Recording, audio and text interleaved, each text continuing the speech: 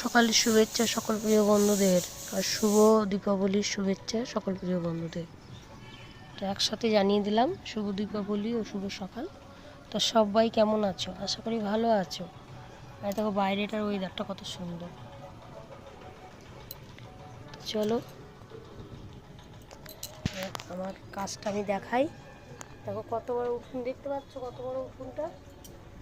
গোটা উঠোনটাই আমাকে ডেইলি ধুতে হয় পরিষ্কার করে। তো দেখো উঠোন আমার ধোয়া হয়ে গেল। তো সবাইকে জানাই খুব খুব ভালোভাবে থাকবে, খুব ভালোভাবে কাটাবে। আজকে মায়ের পুজো বলে কথা, তাই না?